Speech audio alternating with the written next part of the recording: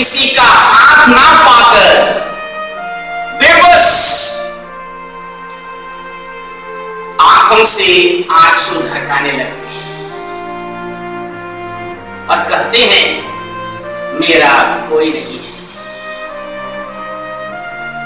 दुख की घड़ी में मैं सबका हूं, लेकिन मेरी दुख की घड़ी में मेरा कोई नहीं है। यीशु ख्रीस्त बहुत सुंदर सी बात कहते हैं, मैं सदा तुम्हारे साथ हूं, कभी न तुम डरना। जीवन के इस रहस्य को धर्म ग्रंथ के प्रकाश से थोड़ा चिंतन में लाऊंगा आपके लिए। आज के सुसमाचार में संत लूकस अध्याय 24 पद संख्या 13 से 35 में एक सुंदर घटना का चित्रण करते हैं। यह घटना मेरे लिए बहुत प्रिय है, बार बार मैं इस पर मनन चिंतन करता हूं। इस घटना में क्लोपस और उसके साथी की चर्चा है। आपके लिए कहना चाहूंगा, एक क्लोपस कौन है? कलवारी में यीशु ख्रीस्त के क्रूस के पास मरियम मगदलेना, यही क्लोपस की पत्नी मरियम और माता मरियम खड़ी थी जब उसने प्राण त्याग दिए। आज वही क्लोपस अपने साथी के साथ, एक अजनबी के साथ मुलाकात करते हैं यरूशलेम और इमाउस के बीच में रास्ते पर, लेकिन उन्होंने उनको नहीं पहचाना। लूकस के सुसमाचार अध्याय 24 पद संख्या 17 से 24 बताता है, क्लोपस और उनके साथी का चेहरा मलिन था। यीशु को ही, इस अजनबी को ही, पुनर्जीवित यीशु को ही उसके दुखभोग, क्रूस मरण और पुनरुत्थान की चर्चा करते रहे। आगे लूकस 24:27 में कहते हैं, यीशु ने देखा कि उनके जी उठने पर उनको विश्वास नहीं हो रहा है। उनके विश्वास करने की मंदमति को देखते हुए यीशु ने मूसा से लेकर उन सभी नबियों का हवाला देते हुए अपने विषय में धर्म ग्रंथ में जो कुछ भी कहा गया है वह सब उन्हें बताया। उनकी व्याख्यान सुनी। रास्ते में व्याख्यान सुनते के समय उनका दिल उद्दीप्त हो रहा था, खुश हो रहा था, लेकिन उनकी आंखें नहीं खुली। जब वे एमाउस पहुंचे तो यीशु ख्रीस्त आगे बढ़ जाना चाहते थे। उस अजनबी को वे ठहरने के लिए निवेदन करते हैं। लूकस 30 पद में हमको बहुत सुंदर सा बताते हैं, यीशु उनके साथ भोजन पर बैठ गए। उन्होंने रोटियां ली, आशीष की प्रार्थना पढ़ी और तोड़कर उनके शिष्यों को दिया। लूकस के सुसमाचार अध्याय 24 पद संख्या 31 कहता है, तब उनकी आंखें खुली और यीशु को पहचान गए, किंतु यीशु उनके आंखों से ओझल हो गए। मेरे प्रियजन, यह समय कृपा का समय है। यह समय अपने को प्रकट करने का समय है। यह समय पुनर्जीवित शरीर को दिखाने का समय है।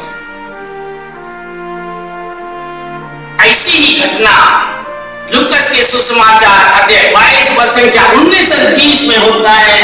यह घटना अंतिम यारी के समय घटी, जब यीशु ने रोटी ली, धन्यवाद की प्रार्थना पड़ी और रोटी तोड़कर अपने शिष्यों को देते हुए कहा, तुम सब इसे लो और खाओ, यह मेरा शरीर है।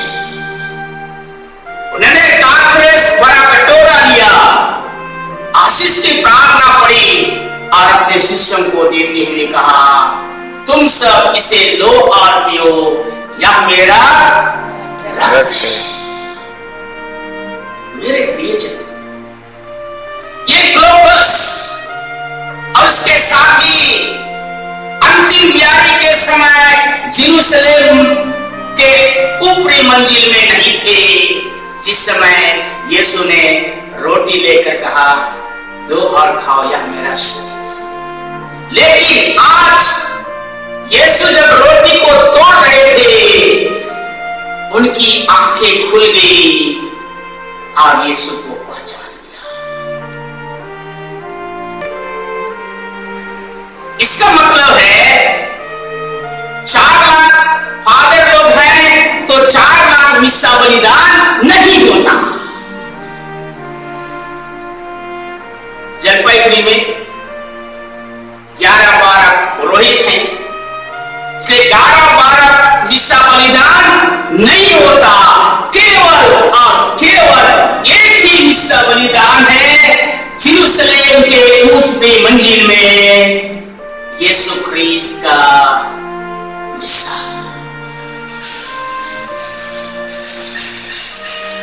यरूशलेम की ऊपरी मंजिल का मिस्सा, एक ही मिस्सा है। रविवार के दिन जब आप गिरजा जाने के लिए निकलते, रोज रोज गिरजा जाने के लिए निकलते हैं, मत सोचिए मैं कैथीड्रल जा रहा हूं, मत सोचिए एमसी कॉन्वेंट में जा रहा हूं, मत सोचिए उर्सुलाइन कॉन्वेंट में जा रहा हूं। जी नहीं, जब आप निकलते हैं याद रखें, आपकी कदम यरूशलेम के ऊपरी मंजिल, जहां एक मिस्सा, केवल मिस्सा हुआ, उस मिस्सा में भाग लेने के लिए जा रहे हैं। इसलिए मदर तेरेसा सारा विश्व जानता है, शायद आप भी जानते हैं। मदर तेरेसा जब पुरोहित मिस्सा के लिए घुसते थे, मदर तेरेसा पुरोहित के पांव चूमती थी। क्यों? क्योंकि पुरोहित यीशु ख्रीस्त को वेदी पर लाते हैं, पुनर्जीवित ख्रीस्त के देह को देते हैं, इसलिए पुरोहित के पांव चुमा करती थी।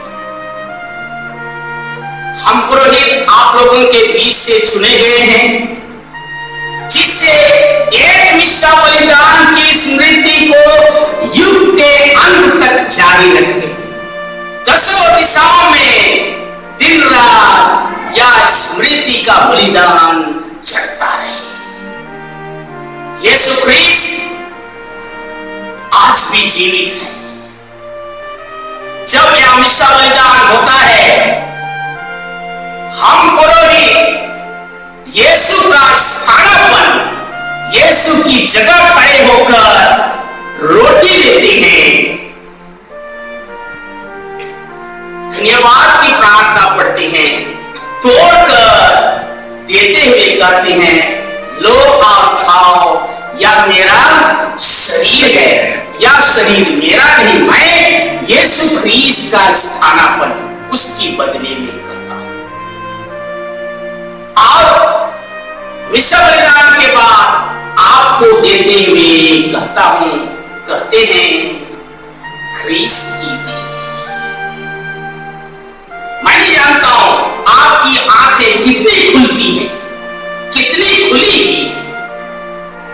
क्या आज क्लोपस की तरह पहचाने हैं हजारों बार परम प्रसाद में ख्रीस्त की देह करते हुए और भूल गए कितने बार आपने आमीन कह के सिखाया है।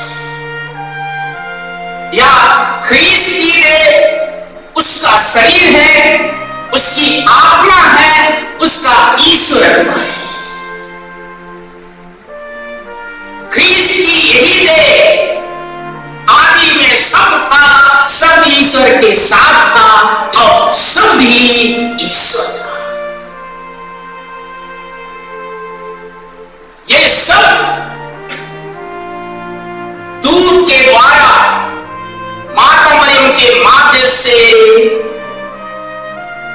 मानव शरीर धारण किया। उसका नाम यीशु रखा गया। जब यीशु ख्रीस्त यूहन्ना बपतिस्ता के पास पहुंच रहे थे, यूहन्ना बपतिस्ता ने कहा, देखो ईश्वर का मेमना जो संसार के पाप पर लेता है। और बृहस्पतिवार से लेकर जब पवित्र शुक्रवार में प्रवेश करते हैं, यीशु ख्रीस्त क्रूस पर टंगे, उसी देह में अपार दुख और पीड़ा सहते हुए उसने कहा, मैं प्यासा हूं। ये शरीर प्यासा है पानी के लिए नहीं, आपके मेरे प्रत्येक जन की आत्मा के लिए। दुख सहते हुए अपार वेदना के साथ मानव जाति की आत्मा को बचाने के लिए यीशु ख्रीस्त ने स्वयं को पिता के लिए अर्पित किया और कहा, मैं अपनी आत्मा, मैं अपना शरीर तुझे अर्पित करता हूं। उस समय यही क्लोपस की पत्नी मरियम मगदलीना और माता मरियम खड़ी थी। यीशु ख्रीस्त को क्रूस से उतारकर मां की गोद में रखे, बाद में कब्र में रखे। ये धरती, ये जमीन यीशु ख्रीस्त को सड़ा नहीं सकी, बचा नहीं सकी। वे तीसरे दिन जी उठे और सबसे पहले मरियम मगदलीना को इस जीवित शरीर को, इस पुनर्जीवित देह को दिखाया और कहा, मेरे चरणों में लिपटे रहकर मुझे मत रोको, जाओ और मेरे भाइयों को बताओ। और उन भाइयों ने सारा दुनिया में आज बताया। हमारे जैसे ही थॉमस विश्वास करने के लिए तैयार नहीं था। थॉमस के सामने यीशु ख्रीस्त उपस्थित हुए और उन्होंने कहा, अपनी उंगली यहां रख दो, देखो ये मेरे हाथ है, अपने हाथ बढ़ाकर मेरी बगल में डालो। अविश्वास ही नहीं, विश्वास करो। मेरे प्रियजन, इसी घड़ी देखिए, ये बेदी, लकड़ी की बेदी, आप लोग कभी आते सिर नहीं झुकाते हैं, पल भर के बाद में देखिएगा यह बेदी स्वर्ग और पृथ्वी को जोड़ने वाला है। कितनी भक्ति है, कितना विश्वास है, आपका मेरा नहीं जानता। ये बेदी स्वर्ग और पृथ्वी को जोड़ने वाली है। पृथ्वी के हर इंसान को स्वर्ग से पिता ईश्वर से जोड़ने वाली है, क्योंकि यीशु ख्रीस्त आज भी वेदी पर उतरते हैं। बलि परिवर्तन के समय वेदी पर उतरते हैं। यदि आप विश्वास भरे मन से उस देह को ग्रहण करते हैं तो आप ख्रीस्तमय हो